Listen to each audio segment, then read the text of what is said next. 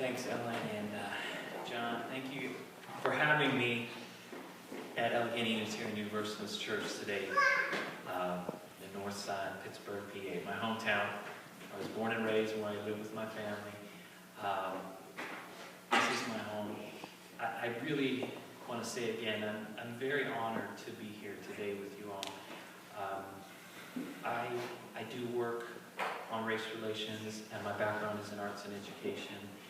And Dr. King, of course, is one of my greatest heroes, and I study his work, and it informs what I'm trying to do to continue the work that he and others did at the time of the Civil Rights Movement and before, so to carry on the work. And so it's a great honor to be here for MLK Day celebration.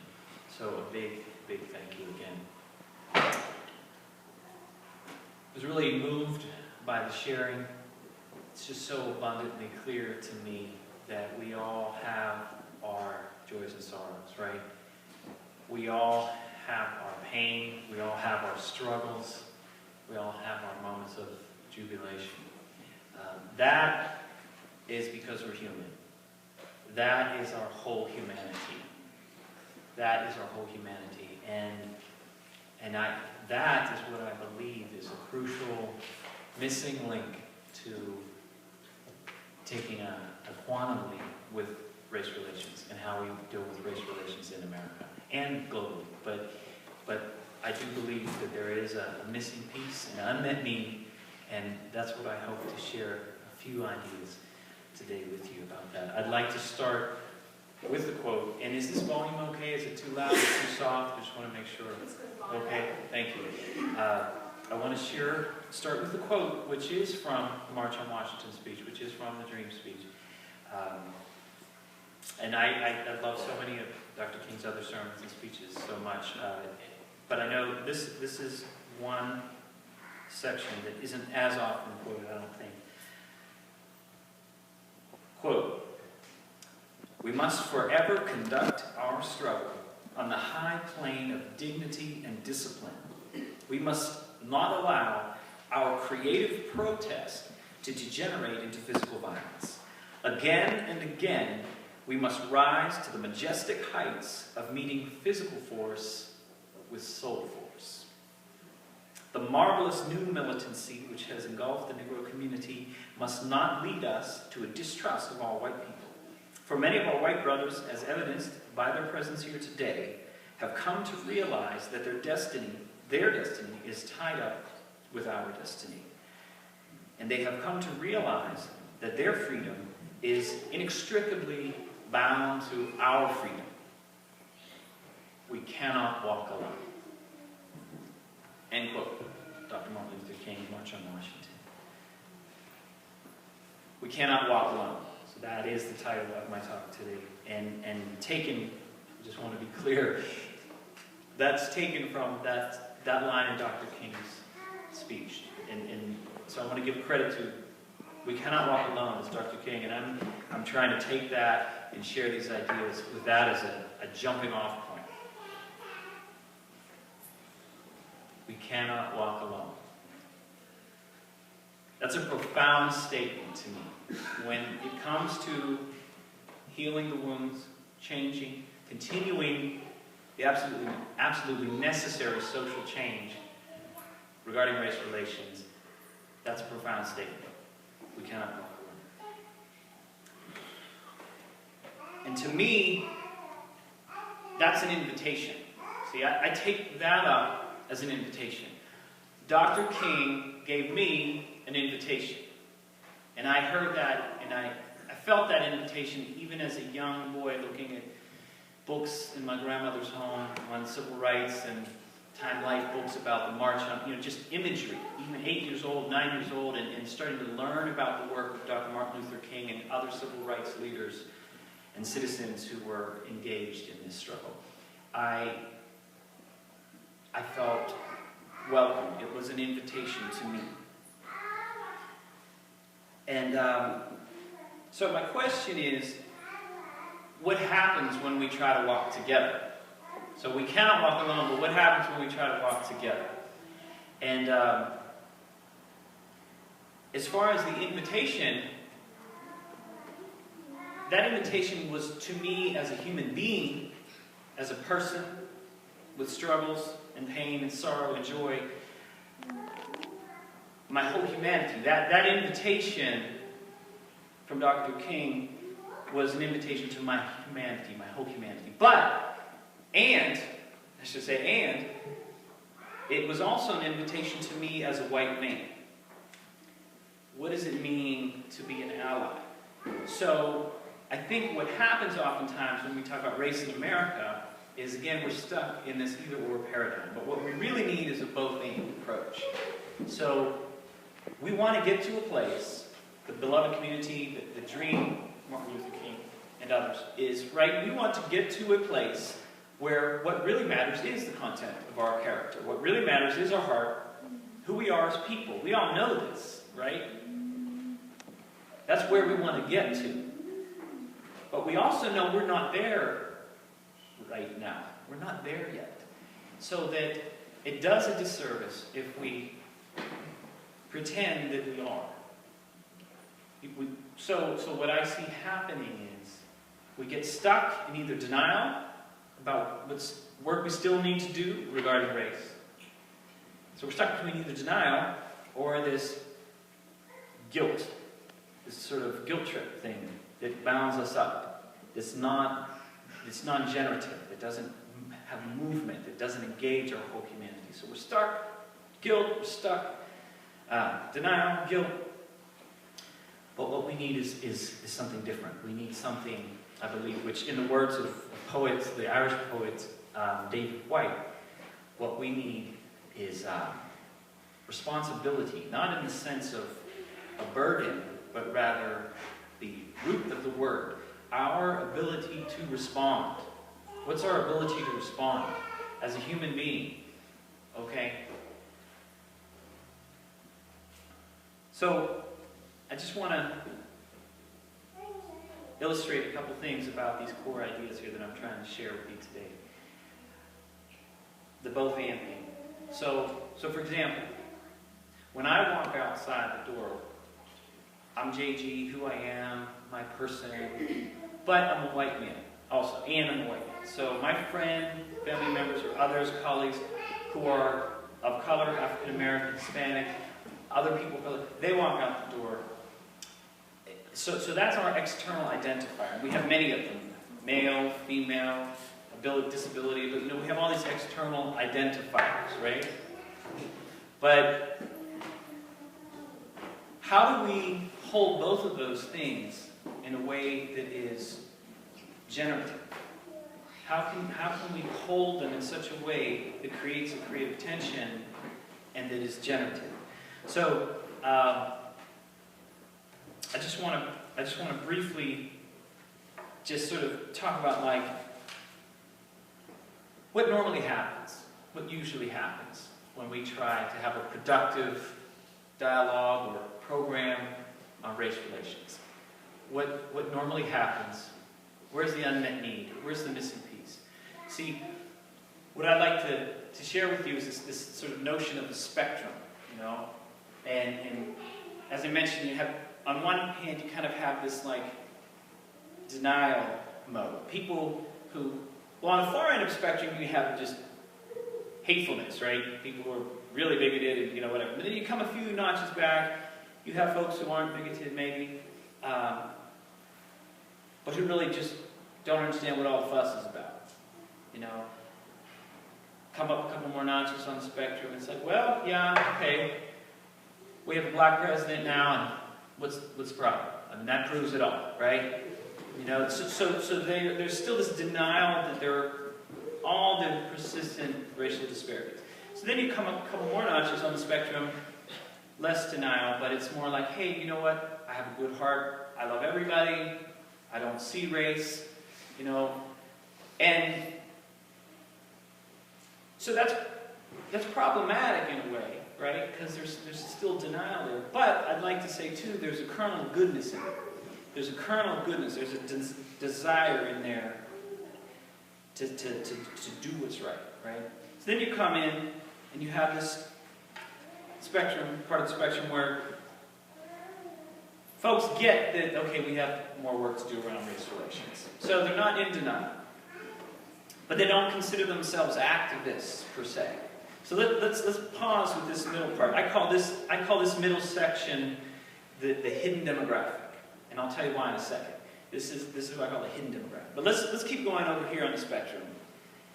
And then you have folks who are really maybe doing work, this activist work, or maybe in academia. And I want to hasten to add, this is excellent work. This is great work. And our ends are righteous ends. We have righteous ends here, all of us who are doing any kind of this work, which is to get to that beloved community, or to get to that place where all that matters is the content of our character. That's a righteous end, right? So I really do not disparage any of that work. There's excellent work that's being done. That said, I think there's a missing piece. And what happens, and I've seen it happen over and over again, when good people get over into the guilt part of the spectrum, maybe are doing activist work, and what happens is, oftentimes, in their kind of desire and zeal for justice and to make things right and to redress these historical injustices, they want to kind of shame folks into doing the right thing sometimes. And I'm here to say that that doesn't work. We can't shame people into doing the right thing, okay? And that goes back to both and, not either or, okay? So they're saying, like, look, and I've had friends, okay, white friends who were in, say, the hidden demographic, the middle of the spectrum, who aren't in denial, who get that we have to make change, but don't view themselves as a quote-unquote activist, don't know what to really do, or what am I supposed to do. I want people to be treated. Where do I start? Do I go to an event? That's not my personality. And maybe they go to an event at a church or at a university, and they go in, and if they're white, they get told, like, you have all this white privilege, and you've got to learn how much white privilege you have, and then, which is true. See, now, this is a thing. It's not even controversial, if you think about it. We can walk out in any street in the city and see the disparity along black-white lines. Just go through each neighborhood. Chase Side, East Liberty, Homewood, Fox Chapel, Point Break. It's very easy to see. So it's not hard to demonstrate that, right? We have friends who have been profiled in a grocery store, profiled by a police officer, just shopping around black. Just these happen. It's 2013, 2014 now. So we know this happens. So it's not even very easy to state that, right? So that is true.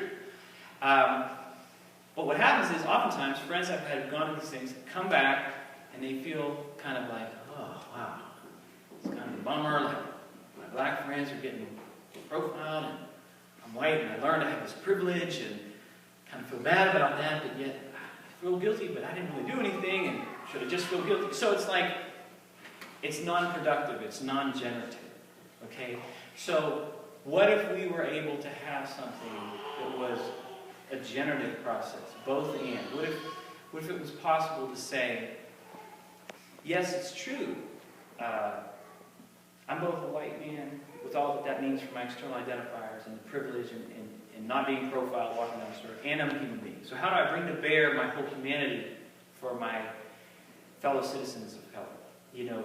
How do I do that? How can I be an ally? But see, if you think about it, it's human nature. Why do people volunteer? Why do people give? It's because it feels good to do good, right? It feels good to do good. If Habitat for Humanity, somebody needs a house, let's build someone a house. Hey guys, let's come together and build somebody a house. And then we build a house and that feels good. That's generative. You can feel good. You can build. Okay? Now, what if we could apply the same thing to race? See, now as soon as you start talking about, hey, wait, let's not get bogged down in this guilt, you may have folks get concerned, like, wait a minute, you mean you just want to candy coat this thing and whitewash it and, not acknowledge your privilege and be in denial over here in the denial mode? And I'm saying no. Denial doesn't help us. Guilt doesn't help us. Okay? What about a both-and approach? What if we can say, I'm here acknowledging this disparity, acknowledging that my external identifier will give me quote-unquote privileges. and that my friend will get profiled, or those external identifiers still mean something out in that world. I acknowledge that. And at the same time, I'm a wonderful, flawed human being just like we all are. I have my good points, my bad points, and I'm a human being. And I don't have to feel an ounce of guilt for this disparity, but what I can do is feel responsibility, in a sense of ability to respond. The guilt is inert. The guilt won't make us stand next to our friend. The guilt's not helping us. The denial's not helping us. So back to the hidden demographic. The folks, and I really want to say to you all today, I think that this is a huge untapped resource that we're sitting right on top of. It's a huge untapped resource. So many folks that I've talked to, who I would say, and again, this isn't scientific. I'm not a scientist. This is a thought experiment. This is a conversation. So, all these folks who don't want to feel guilty just for being who they are, just something of which they have no control, who aren't in denial about what needs to change, okay? They want to engage, but they don't have a way to engage. They don't have a way in. And guess what? Here's the newsflash. You don't have to be an activist. I don't believe that to make this change, to change these norms, you don't have to go march. That activism is for some folks, but there's a whole group of folks, there is a whole group right here where they don't have to be activists, okay? So I want to, and also too, I left one thing out too, as far as what happens in that narrowness too over here. I was talking about the guilt trip, but also for people of color, what often happens in these events is they don't get to have their whole humanity either, because they go and get put on a pedestal that, like, this narrow, okay, tell us what to do now, you know, right? Tell us what to do, you know, and they get sort of sometimes put on a pedestal, or there's an expectation about how they're supposed to behave or act, or so for people of color don't get to have their whole humanity either in this. White folks don't get to have their whole humanity. Black folks, other people of color don't get to have their whole humanity. So we need a model that gives us our whole humanity, okay? Both in. No denial, no guilt. So I invite you all to think about that, and to, if any of that resonates with any of you, perhaps to plant a seed or to have a conversation. And I also know what happens with the folks in the hidden demographic is they're afraid to start a conversation. If you're white, I know many people who won't dare to start a conversation on race because they don't want to say the wrong thing, they don't want to put their foot in their mouth, they don't want to be considered awkward or clueless. So that doesn't happen. So the conversation doesn't happen. So I want to, the work I'm about is trying to make space and find ways, a way in for folks. Okay? And I mentioned the word awkward, and I just want to say, I'm going to close remarks because I think we're running out of time here. But I also want to say two powerful things that we could do is, everybody could do, is give ourselves permission in this work, in this life, to not know. Permission to not know how to do it exactly, what the real answer is, what the outcome is going to be. Permission to not know. And number two, permission to be awkward as we do it. How liberating would that be? What does that look like? You know, what if we could just give ourselves permission to be awkward in this? Oh wow, that was awkward. Okay, fine, I'm still here. Permission to not know, permission to be awkward. Okay? I think those are two really powerful things. So I guess I just want to close it here with just this notion of moral courage. This idea that I think this work requires a certain amount of moral courage. And I don't mean religious necessarily, or moralistic, you know, but kind of a righteous, human, love-based moral courage.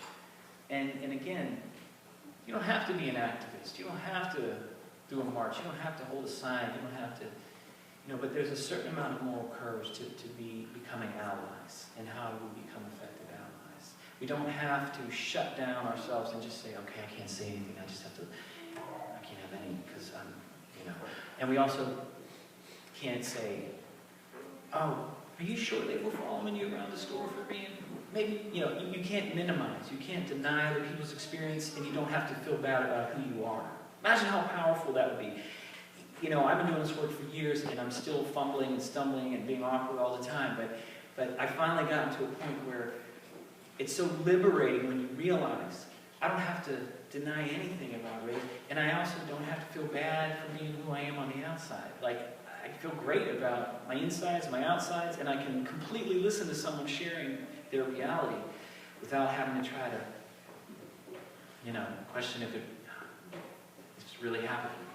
So that's a level of moral courage. So just end with a thought here.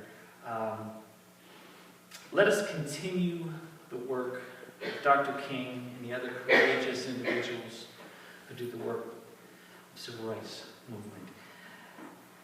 And let us walk together, all of us, with our full hearts, our whole humanity, no denial, no guilt, no shame, but with righteous truth, dignity, and purpose. And let us take up the invitation Dr. King extended to us all, and the one that Jesus and all the divine manifestations have modeled for us, to love our neighbors with our actions and not just our words. Thank you.